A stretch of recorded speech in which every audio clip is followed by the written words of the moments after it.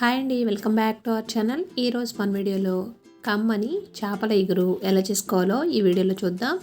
పాతకాలం పద్ధతిలో ఇలా కుండలో కనుక చేపల ఇగురు చేశారంటే చాలా టేస్టీగా అనిపిస్తుందండి.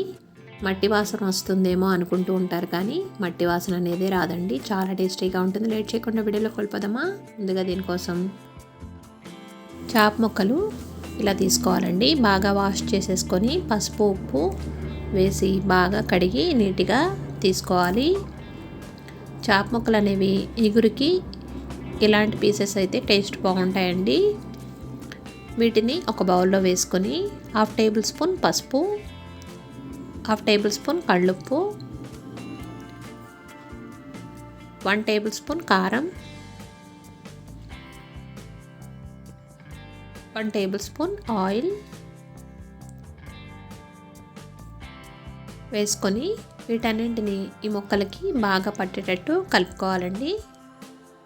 ముందుగానే కారం ఇలా వేసుకొని ముక్కలకి కలిపెట్టుకోవడం వల్ల ముక్కలు అనేవి చెదిరిపోకుండా కర్రీ అనేది టేస్ట్ బాగా వస్తుంది. వీటిని ఇలా కలుపుకొని ఒక 1/2 అవర్ పక్కన పెట్టుకోవాలి. దీంట్లోకి మసాలాని ప్రిపేర్ చేసుకుందాం. మిక్సీ జార్ తీసుకొని 2 టేబుల్ స్పూన్ ధనియాలు,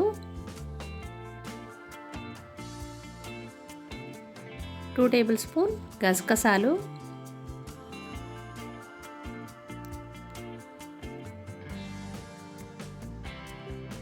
2 టేబుల్ స్పూన్ జీలకర్ర,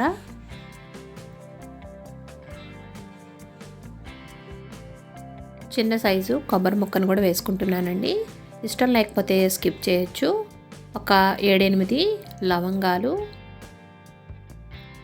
2 ఇలాచి,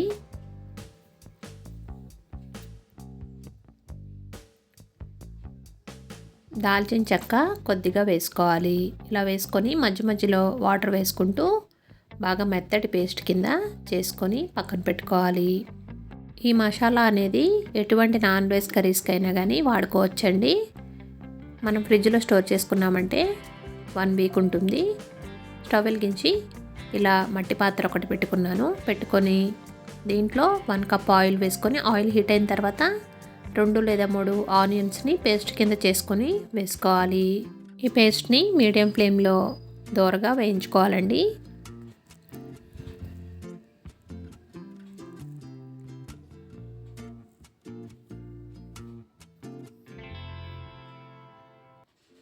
రెండు రెబ్బల కరివేపాకు, చిన్నగా కట్ చేసుకున్న ఒక 2-3 పచ్చిమిర్చి వేసుకోవాలి.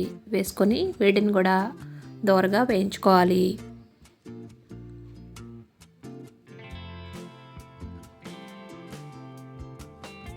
ఇలా వేగిన దాంట్లో 1 టేబుల్ స్పూన్ అల్లం వెల్లుల్లి పేస్ట్ వేసుకొని పచ్చివాసన పోయే వరకు ఫ్రై చేసుకోవాలి.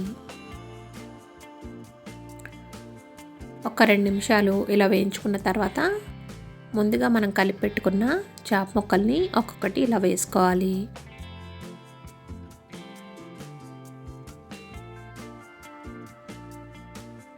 చేప ముక్కలు ఇలా వేసుకొని నిదానంగా ఒకసారి గరిటెతో చెదిరిపోకుండా కలుపుకోవాలి.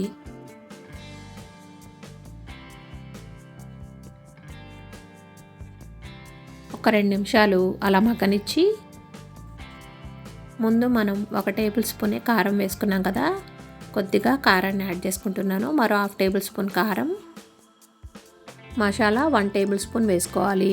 వేసుకొని వాటర్ని యాడ్ చేసుకోవాలి. 1 కప్పు వాటర్ వేసుకొని నిదానంగా ఒకసారి కలుపుకోవాలి. ఈ కుండలో వండుతున్నప్పుడు మీడియం ఫ్లేమ్లోనే కుక్ చేసుకోవాలండి. కుండలో ఊరికనే అడుగు పడుతుంది. ఇలా ఒకసారి బాగా కలుపుకొని ఒక 10 నిమిషాలు లో ఫ్లేమ్లో మూత పెట్టుకొని కుక్ చేసుకోవాలి.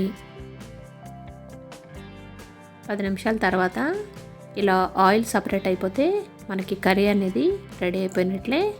ఒకసారి సాల్ట్ అనేది చెక్ చేసుకొని స్టవ్ మీద ఉండగానే సాల్ట్ని వేసుకోవాలండి.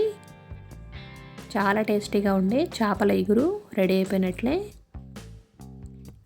స్టవ్ ఆఫ్ చేసేసుకొని సర్వ్ చేసుకుందాం.